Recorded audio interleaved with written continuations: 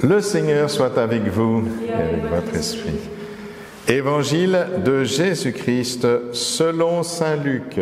Gloire à toi, Seigneur. En ce temps-là, à l'adresse de certains qui étaient convaincus d'être justes et qui méprisaient les autres, Jésus dit la parabole que voici. 2 hommes montèrent au temple pour prier. L'un était pharisien et l'autre publicain, c'est-à-dire collecteur d'impôts. Le pharisien se tenait debout et priait en lui-même « Mon Dieu, je te rends grâce, parce que je ne suis pas comme les autres hommes. Ils sont voleurs, injustes, adultères, ou encore comme ce publicain. Je jeûne 2 fois par semaine et je verse le 10e de tout ce que je gagne. » Le publicain, lui, se tenait à distance et n'osait même pas lever les yeux vers le ciel. Mais il se frappait la poitrine en disant « Mon Dieu, montre-toi favorable au pécheur que je suis. » Je vous le déclare, quand ce dernier redescendit dans sa maison, c'est lui qui était devenu un homme juste plutôt que l'autre. Qui s'élève sera abaissé, qui s'abaisse sera élevé. Acclamons la parole de Dieu. Louange à toi, Seigneur Jésus.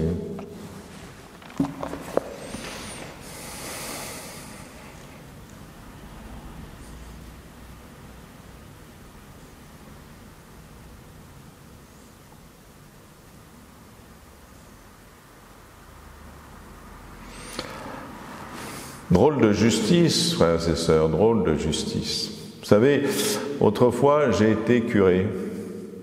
Et quand j'étais curé, si j'avais eu un paroissien qui était comme ce pharisien, franchement, c'est un pratiquant. Il prie. Bon, il jeûne, ce qui n'est pas si fréquent, entre parenthèses, 2 fois par semaine. Et vous, frères et sœurs, vous jeûnez 2 fois par semaine? Ben non, pas tout à fait, hein. Enfin, pour beaucoup d'entre vous, j'imagine, hein. Et puis, regardez, un curé, il remarque immédiatement que cet homme donne 1/10 de son salaire. Ah oui, hein, ça fait mal, ça, oui. 1/10 de son salaire, vous imaginez? Si tous nos paroissiens donnaient 1/10 de leur salaire, ben je ne vous dis pas, on aurait des vases en or et puis moi j'aurais une Maserati. Hein. Non, je plaisante. Mais en fait, cet homme est quand même extraordinaire. On aurait pu rebâtir 10 cathédrales Notre-Dame. Voilà. Eh bien, ce n'est pas le logiciel de Jésus, visiblement. Hein. La question, c'est cet homme qui se reconnaît lui-même pécheur, donc il n'y a même pas à l'accuser, il se reconnaît pécheur. Qu'est-ce que c'est que cette justice ? Notre justice, à nous, c'est pas difficile. Hein. Ça consiste à quoi ? La justice, selon les hommes, c'est rendre à chacun selon ses actes. Ben, les actes du pharisien sont magnifiques.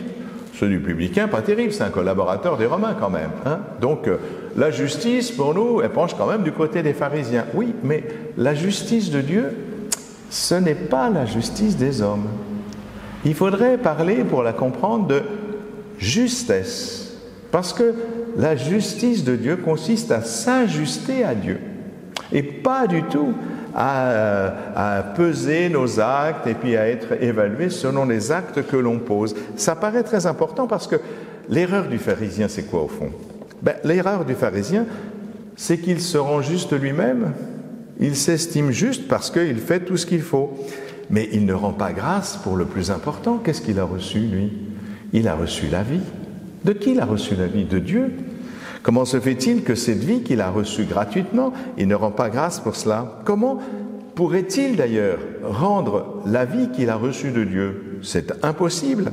Et donc ce qu'il faut qu'il comprenne, c'est que Dieu l'aime gratuitement et que l'a fait vivre gratuitement. Il n'a pas besoin qu'on lui rende quelque chose qui paraît honorable. Ce n'est pas la question. On n'achète pas l'amour de Dieu par des bonnes pratiques, par des bonnes œuvres. Et alors, qu'est-ce qui manque à cet homme ? Eh bien, il me semble que ce qui manque à cet homme, c'est le manque. Il lui manque le manque. Il a l'impression qu'il est parfait. Or, chacun d'entre nous ne peut grandir que s'il sait qu'il a besoin encore de grandir. On ne grandit pas quand on pense qu'on est arrivé à l'âge adulte. Mais vis-à-vis de Dieu, il y a toujours un chemin à faire. Et ça me paraît très important. Vous voyez, même maintenant en mathématiques, sciences exactes, s'il en est, eh bien, on a un théorème d'incomplétude, c'est-à-dire qu'il existe des réalités matérielles qu'on ne pourra jamais vraiment démontrer. Et c'est une démonstration mathématique. Eh bien, je pense qu'il faudrait que nous-mêmes, nous ayons ce sentiment d'incomplétude. Voilà, tant que nous sommes sur la terre, il y a un manque fondamental. Nous ne sommes pas encore avec Dieu, nous avons besoin de l'amour de Dieu et nous ne sommes pas à la hauteur de cet amour. Il nous faut apprendre à aimer chaque jour davantage. Et il faut d'abord peut-être se laisser aimer.